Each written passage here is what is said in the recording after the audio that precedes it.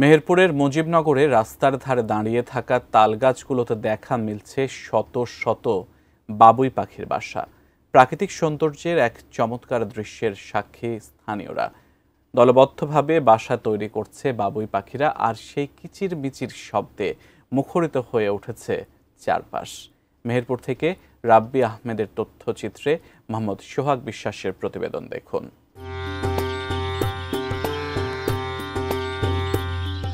মেহেরপুর জেলার মুজিবনগর উপজেলার গৌরীনগরের বড়নাগার মাঠে তালগাছের মাথায় গড়ে উঠেছে বাবুই পাখির নতুন সংসার।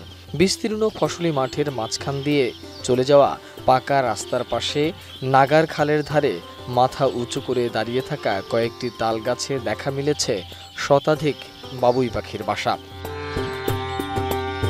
তার কিছু দূরে আরও কিছু তালগাছেও এমন দৃশ্য। বর্ষার আগে আষাঢ় শ্রাবণ মাসের আগেই ডিম পাড়ার উপযোগী বাসা প্রস্তুতের জন্য এখন পুরোদমে ব্যস্ত সময়ে পার করছে তারা।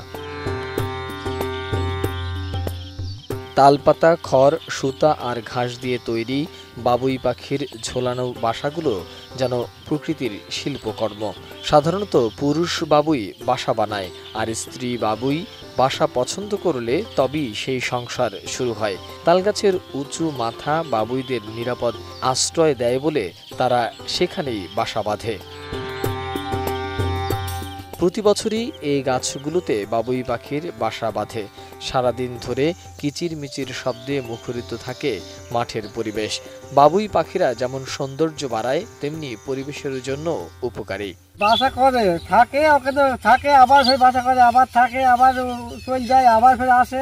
মাথায় এত রোদ্দিতে ঘর নিজে তৈরি বাস করে। ঘর মাথায় কুড়ি মুড়ি নিয়ে এসে ওইসব বাসা বাঁধবি। আমরা 12 মাস দেখি, 12 মাস যত ঝড়ই হোক আর যত বৃষ্টি হোক ওর মধ্যে পানি হইবে, খালি মুখ বের করে আরাম ভাব ঝরবে। আমরা মাঠ বাড়ি থেকে মাঠে আসি, তখন যে কিছু শুনতে ভালো লাগে, আবার যাই তখন শুনতে ভালো লাগে।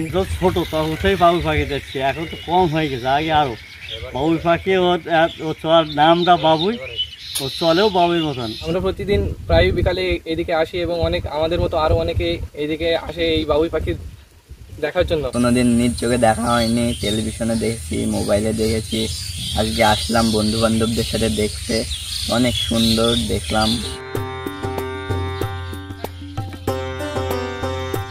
Desk report, ATN news.